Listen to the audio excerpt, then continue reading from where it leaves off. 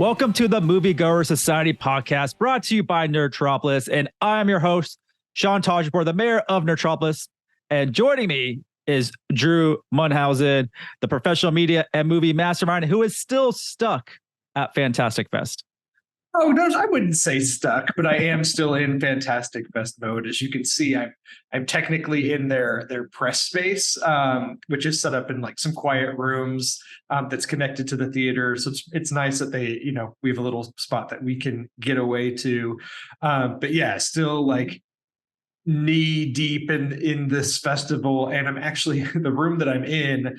The wall must be adjacent to one of the theaters because this wall is booming right here to my right. Like there is some sort of action movie happening there because it's like I'm shaking in my seat a little bit. But I mean, that's the atmosphere. That's what you go for. Yeah, Drew and I went to Fantastic Fest on Thursday. He is still there, and we're doing this on Monday morning. And so he's still there. And it's at Alamo Drafthouse in Austin. And I think I love the theater. It looks really cool. They did a real cool redesign and stuff like that. But I feel like Fantastic Fest has outgrown this place easily.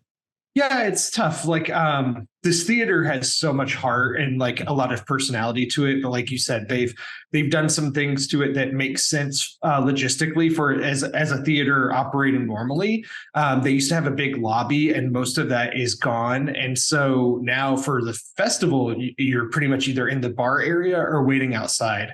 And it's been pretty hot while we're here. So it's tough. And then the seating in the theaters, though, is so much better. They've upgraded to the recliners. They have really nice swiveling tray tables at each seat, which the one I'm used to in Houston has the tray tables, but they don't move. So it's like this is just an even nicer upgrade. The seats are just so much more comfy, especially when you're sitting through 3, 4, maybe even 5 movies a day. It can be a lot. I have my backpack with me at all times with like extra snacks and things because I just can't live off of Alamo Drafthouse food. I don't think that's very sustainable for anybody. Their food's good, don't get me wrong, but when that's all you have all day, that can be tough. Trying to think what else. I think those are the main things. It's just like you said, a lot of these theaters with the nicer seating, that means that there's less seating. But it seems like there's still just as many, if not more people here this year than last year. So the battle to get tickets for the ones you want, unless you have the higher tier badges, which you get to pick all your movies far in advance and you're guaranteed what you want.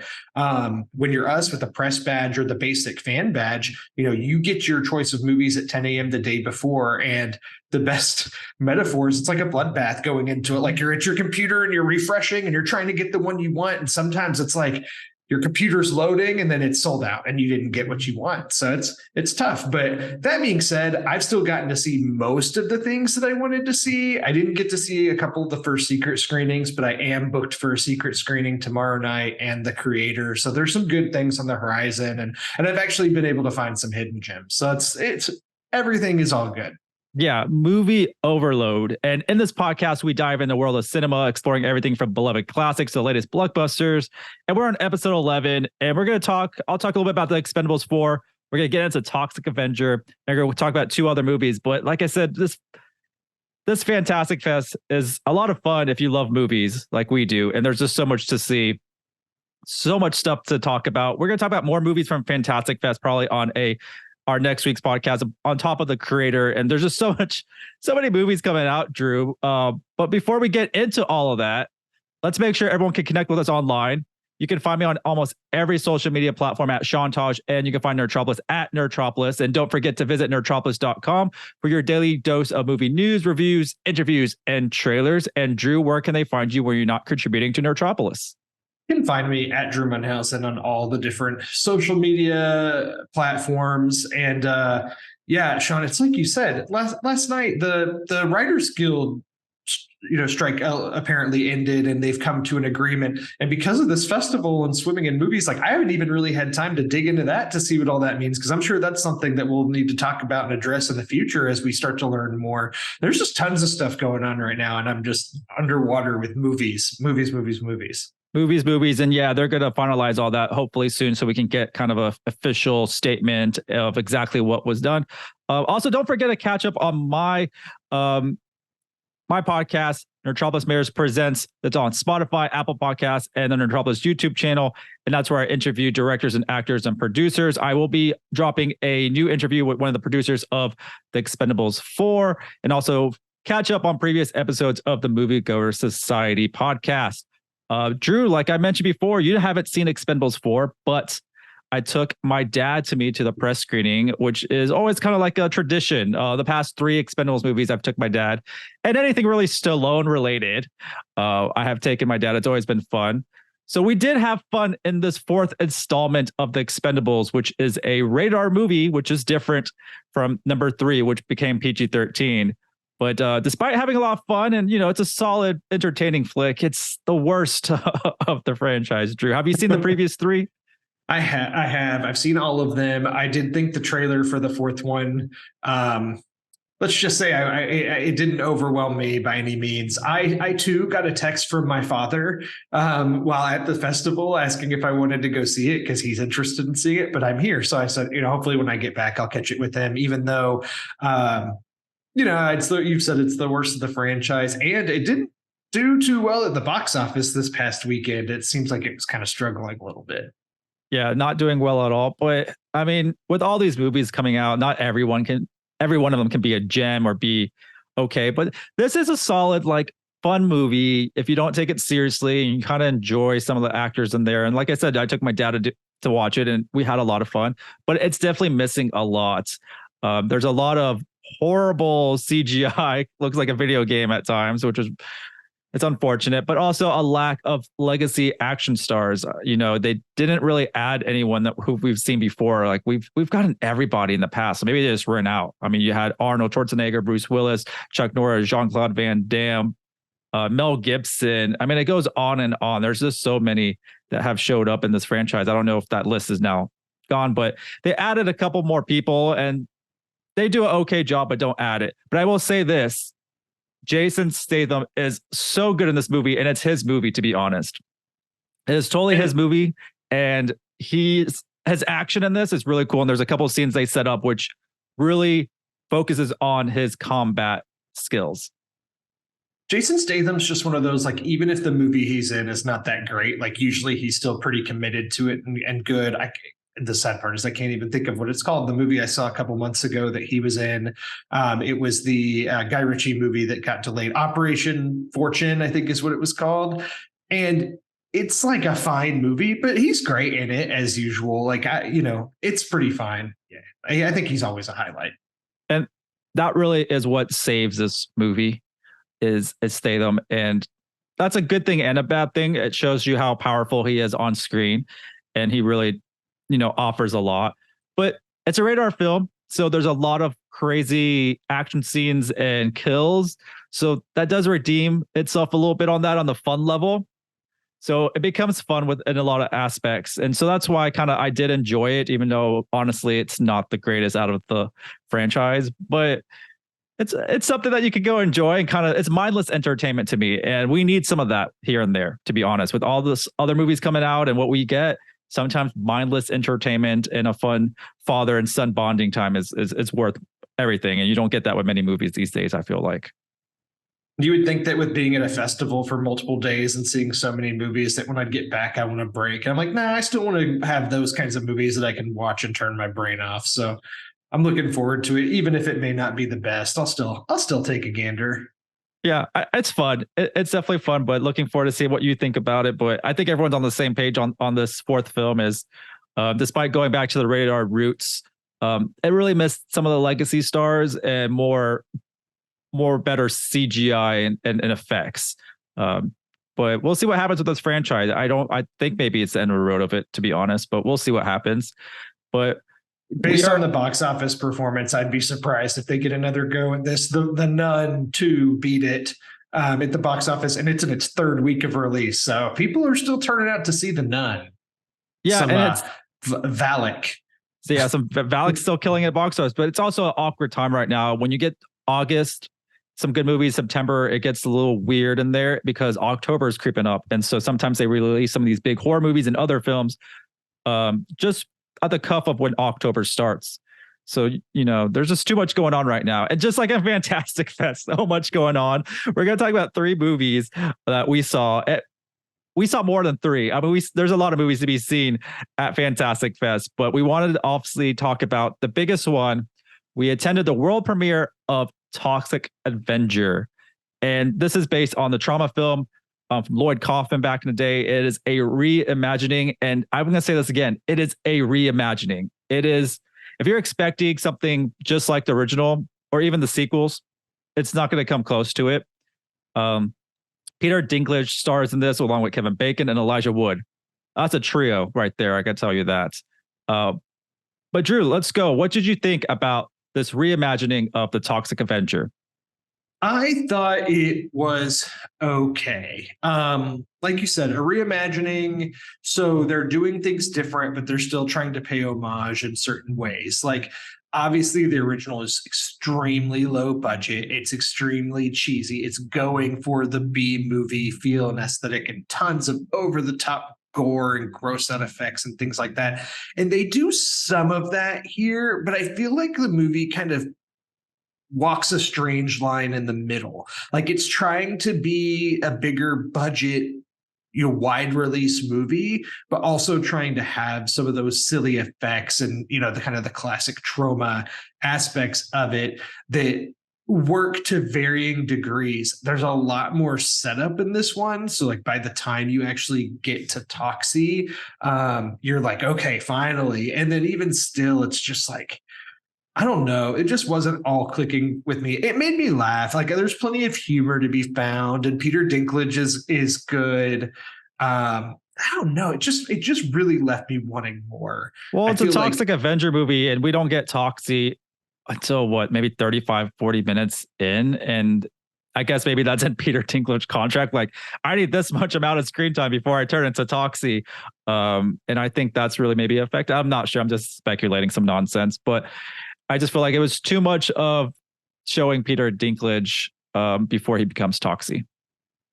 Yeah. And then, I don't want to say too much about the Toxie design because obviously this movie doesn't even have like a release date. It's not even on the calendar yet. I don't know when it's going to be available for the public to view it.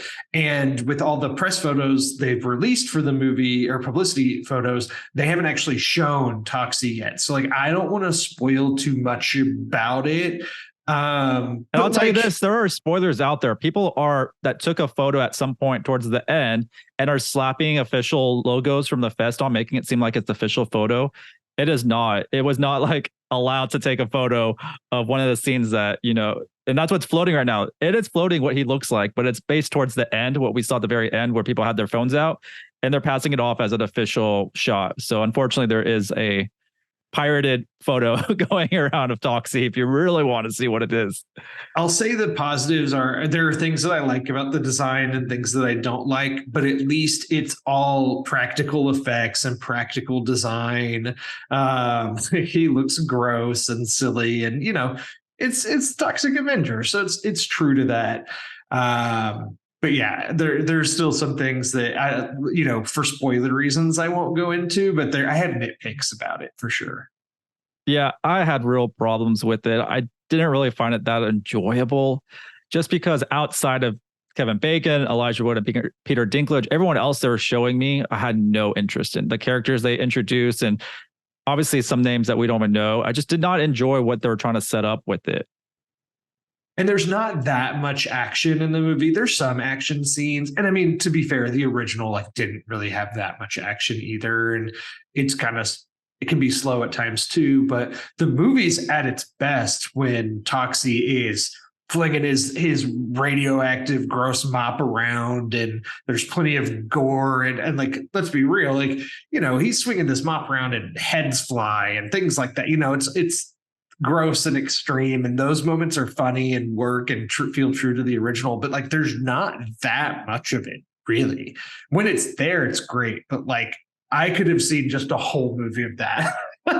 Maybe that says more about me than anything, but I would have loved to see the movie start with Toxie and doing a short little backstory of Peter Dinklage's character, and just do that and then just go forward. Like we didn't need to have this whole setup of him becoming toxic. Kind of maybe just should have introduced him as toxic. Like this is my story and this is what I have to deal with. And then when we had the action, which was amazing, they cut so quickly from the gore and the gruesomeness. It's like, why don't you focus on the shock factor? Because that's what trauma movies are kind of bad. A lot of shocking aspects of it, depending on what you were introduced to before.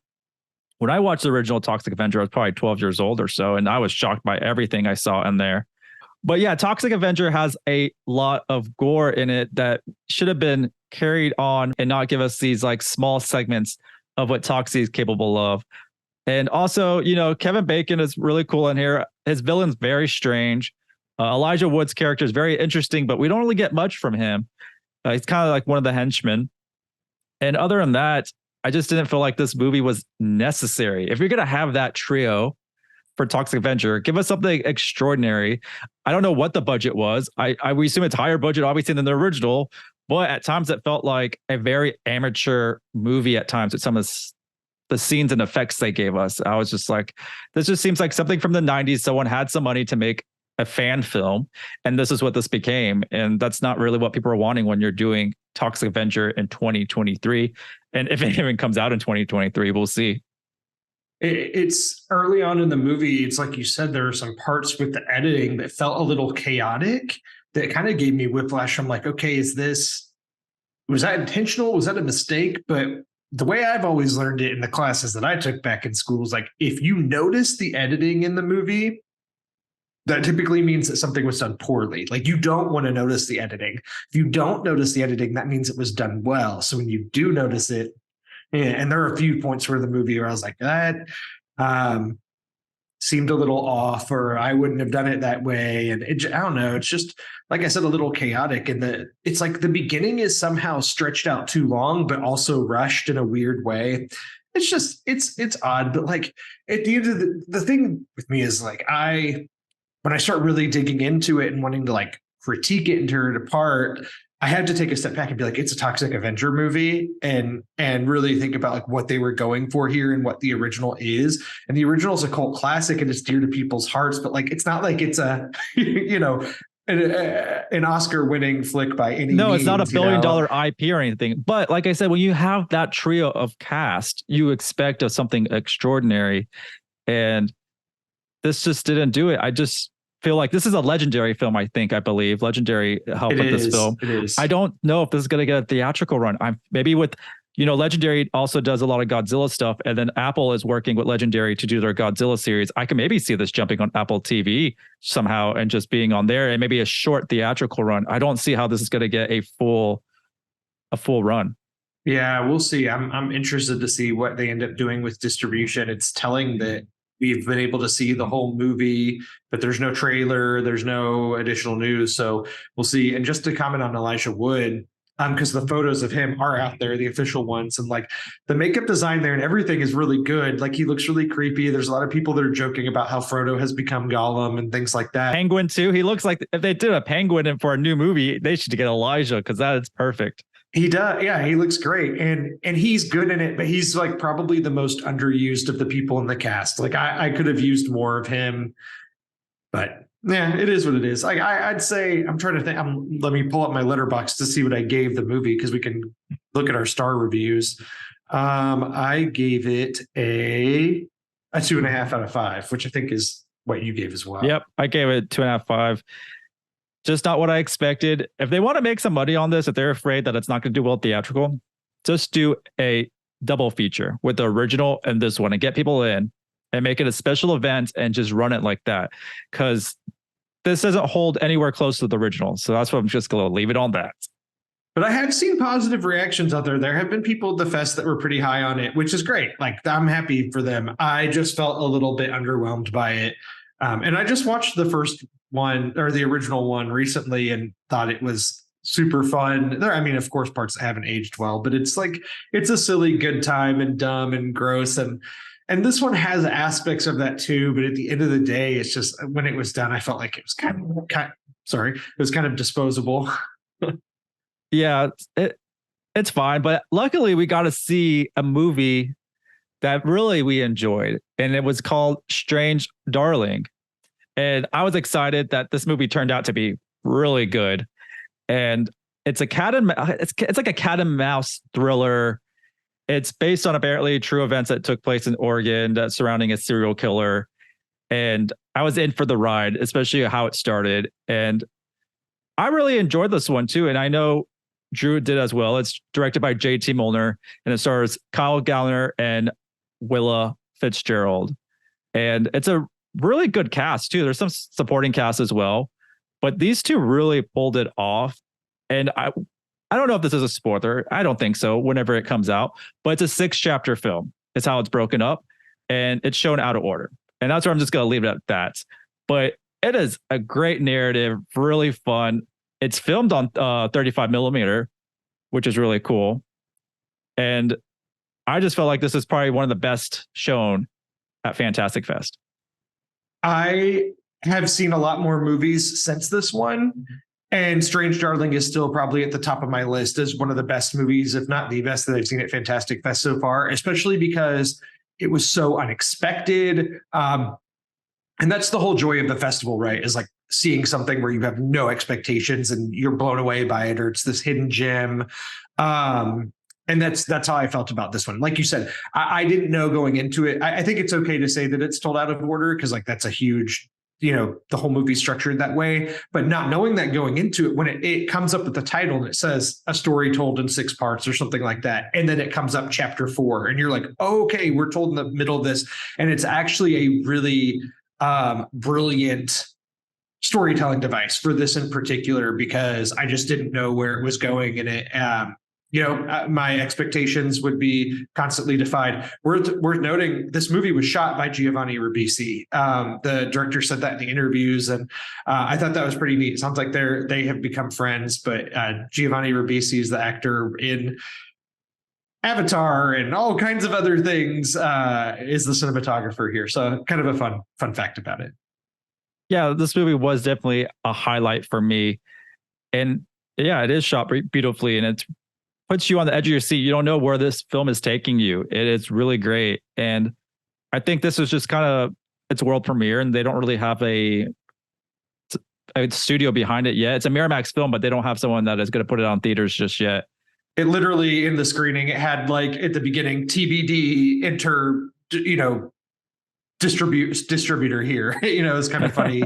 It was like a tongue-in-cheek kind of thing. And then I guess the only thing is, because we've talked about it and then it's told out of order, I guess to just like loosely put a plot on it, we'll just say that there's a girl on the run from a serial killer, and you don't know how or why, but you just know she's on the run, and you're kind of just with her from the start. And that's how the movie picks up and, goes from there. And the sad thing, and this is what you can say about a lot of movies at Fantastic Fest, but like a lot of them, the less said, the better, because, it's genre material, right? There's twists, there's turns, there's horrors, there's whatever. So the less said, the better. But this one, I have no doubt in my mind this is going to find a distributor soon. A lot of people have been reacting to this one positively, and I'm really interested to see where this one ends up and what the public at large response to it is.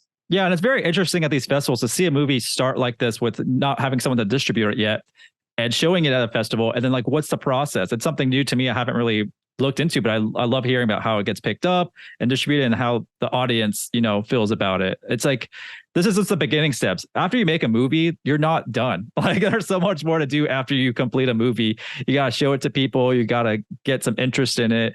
And this movie actually does have some really funny humor in it. And that's what I really like about it. Serious subject matter, serious events going on, sprinkled in with some pretty good humor that works. It's not cheap humor at all. It actually works for this movie. And Strange Darling is on my list of people, whenever it comes out, maybe in 2024 at some point, it is something to watch. And I give that one 4 out of 5 stars. I did as well. The 2 leads are phenomenal. Kyle Gallner, how do you pronounce it? He was in Smile last year, which was the premiere movie at the festival last year. And he's been in some other horror movies too. He's great in this. Like he's actually really good in it. But Willa Fitzgerald, the female lead, I thought was like incredible. It's awesome when you find these kinds of movies and you see a performance like that and you're like, this is a star in the making. She just seems so talented. I thought she was fantastic, and I'm eager to see more from her in the future. Yeah, so if anyone's listening out there, find a way to get this movie in theaters sooner than later. I hate it when kind of movies are shown a year prior and then they make their way like a year and a half later. It's a crazy thing that happens. That's happened. There's movies that I saw at the festival last year. They're like just now getting streaming releases or have rolled out in the past couple months. So yeah, it happens. Yeah, and then another world premiere was for Pet Sematary Bloodlines, which is the prequel to the last Pet Sematary movie. I believe, Drew, that came out in 2019 on Paramount Plus. It was in theaters, but yes, it was in theaters first. It was in theaters. I just remember them pushing it on.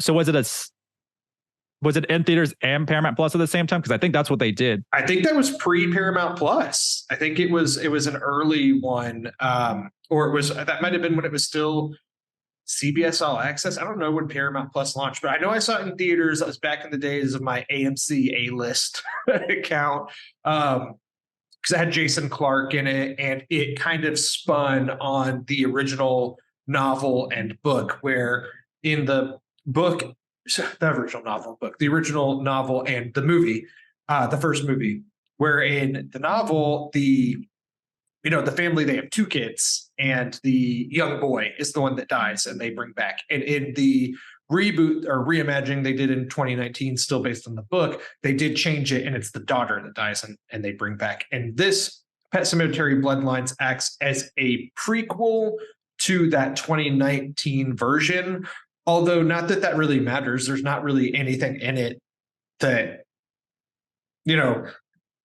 like alludes to it or direct references, other than I guess the locations look the same, like the Pet Sematary. Right. And to be honest, and you're right, it did go into theaters. It made its premiere at South by Southwest in Austin. So kind of fitting that the prequel made its premiere in Austin for Fantastic Fest. But I didn't see that 2019 movie. I'm familiar with Pet Sematary. I remember seeing the original film adaptation. And so while watching this one, I didn't feel like I was missing anything, to be honest, as in plot wise. No. I feel like anyone can really watch that. But I'm assuming the 2019 film is on Paramount Plus. I believe you should be able to watch that if you want before you watch this one. And it's okay. I think it got mixed reviews at the time. I actually liked it. It's, Pet Sematary itself, like even the original book, is a little bit of a slow burn. It's one of my favorite King books. I've read the book. So yeah, like I think it's pretty faithful, but I also understand the critiques with it.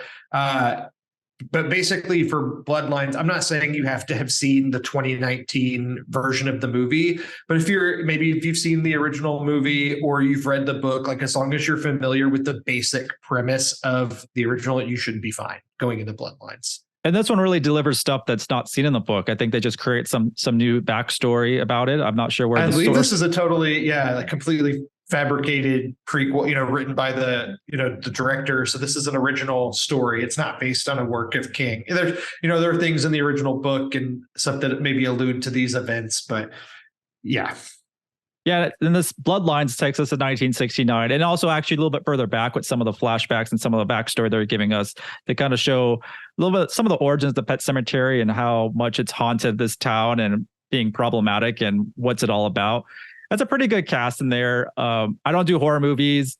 I know this movie got a little mixed reviews. I enjoyed it just because I thought, as October's coming up on Halloween, this movie was pretty gory and had my skin crawl a lot of times. My skin was crawling watching this movie, to be honest. And that's why I thought it was a pretty good film. If you're going to watch this on Paramount Plus at home and you're looking for some type of, scary horror, just like, I don't know, when it deals with animals, it freaks me out too for some reason. I don't like horror films around animals, just being an animal lover too.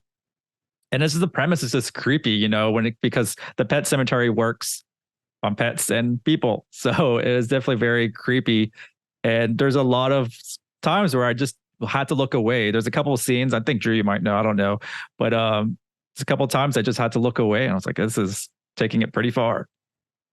Yeah, I am more mixed on it than you. First off, I want to say the screening of this Paramount Plus treated us really well, and they gave like swag bags with blankets and hats and like actually really cool gear for it. So just to be what was all in the bag? So there, you had the bag, the cookie that was really cool. there's a cool cookie, a hat, a blanket, and a poster. Oh, that's so cool. lots of stuff. And that being said, though, there were definitely parts of the movie I liked. Like I think as a super basic horror movie, it's effective. And I think the release strategy is the right way to go about it. Like I think putting this out on Paramount Plus in the beginning of October, right before Halloween, spooky season, is the right way to go about it. That being said, as somebody who's like a really big fan of the book and original, I think this movie loses a lot of the heart of that story. Because, the whole point is like, it's about loss, and it's about like you meet this family and you spend time with them. And then when this tragedy strikes them, you understand the dad's depression and that he would do anything to get his child back. And there's like, and then that comes with a price. And this like really, when your child comes back and it's not them. And this one takes the premise of the pet cemetery and really makes it like a super basic horror plot device, right? Like you bury something in the pet cemetery, it comes back and it's evil or it's undead, and like kind of the main villain or undead that's in the movie, like you never see him while he's alive. Like he's really just there to be creepy and be an adversary to the main characters. The main character is a young version of Judd Crandall, who's a supporting character in the original book and movies. And in the original, he kind of acts as like an advisor to the main character and tells him about the pet cemetery and like kind of alludes to he's familiar with it, but like ultimately helps the dad in the original bury their cat and bring it back. And with what Judd goes through in this prequel, it's like he would never do that. Yeah, that's wild. And there is some gruesome scenes, and I'm not sure, maybe you didn't like them, but there was a lot of not scares, but kind of shocks because of how loud certain things got. I thought the loudness in the movie was like kind of eerie and just kind of out of nowhere. And I kind of like those scares. I don't think you see many of those types of scares where it's really not anything scary in front of you, but the sound and what's happening is kind of shocking. The sound in the theater too at this Alamo Drafthouse has been like super on point. So all the bangs and jumps are super loud. So I feel like they're 10 times more effective than watching it at home, which is the benefit of seeing something on the big screen. And there's some good design stuff too, like when things are undead and there's like skin peeling and grossness, and that stuff works for me. And that's why I think like as a basic horror movie, it works. It's just like I said, as a pet cemetery movie for people that are maybe diehard fans of the book or the original, it just doesn't have the same heart. It's like just super, like a basic horror movie. And how can we tie it back to the original? Oh, let's use a young Judd Crandall and make him like a hot guy, and and this kind of stuff in the movie. And it's fine. I just think it left me feeling like it was a little basic, I guess. Yeah, I could see that for sure. Especially it's not something King really came up with on his own. So there's really nothing they could really base it off of other than what King kind of wrote and then the movie they tried to do. So you kind of have to create your own stuff and it doesn't work. But as a at home movie for the horror time, when Drew was explaining a couple of scenes, my skin was already crawling. Just thinking about those gruesome visuals. So that kind of tells you the type of movie it is for that genre. Not sure if King fans are going to love it. But if you're looking for something at home to watch, I think this is actually a pretty good addition because there's not much like horror movies you can watch on streaming that have been in theatrical runs, right? This is like just straight to streaming, and you don't get many of those really. And so it's great to have that on Paramount Plus. Yeah, like actually at the end of the day, even though I have some complaints about this movie, it's totally watchable. Like it's well made. As far as that goes, like the director did a good job, and she was here at the festival talking about it. And anybody that makes a King adaptation typically is a big fan of King. And she was and talked about that. And I always I always relate to that because I'm a big Stephen King fan, so I appreciate that. But yeah, it's totally watchable. I'd say like if it's a Friday night and you just want something, some type of horror movie, like it's worth throwing on, but just don't maybe expect the same kind of harrowing story that the original Pet Sematary gives us. This is like Pet Sematary, the horror movie. Like that's what really more what this is. That makes sense. And so I gave this movie 3.5 stars. I was a little lower. I was at, 2 or 2.5. And, that's just because I wanted more, but like it's watchable. Right. And that's a tough thing, when certain movies go straight to streaming or theatrical, for me, I kind of have to weigh them a little differently too, on the value you get at home compared to what the value you get in theaters. And that's something I kind of want to start doing more as we do these reviews, is looking at, certain movies at the value at home compared to theater, because they don't really translate evenly, to be honest. Especially because now here in the future, like, luckily the strike for the writers is ending, and there's still a lot of steps that have to be taken before we're really seeing things get moving again. But essentially, we've been in a good space now where we still have stuff coming out. We're really not going to see the effects of this until next summer, when it's maybe more of a barren landscape for movies. So like the streaming atmosphere is going to be really important for us to see what's on streaming and diving in there if there's not maybe as many big theatrical releases, because we're going to see the effects somewhere down the line. Yeah, the whole industry is getting affected. COVID did something to it. The strike did something to it, and the landscape's always going to be changing for movies. And we got more movies to talk about, Drew. Our next episode, I think we're talking about more stuff. We're going to talk about definitely maybe The Creator will be one of them.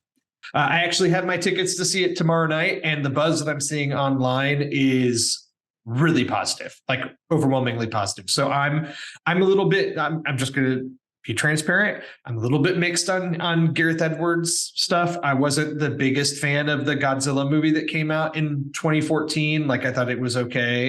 You had a look like that. You must really like that one. I liked it. I thought it was pretty good.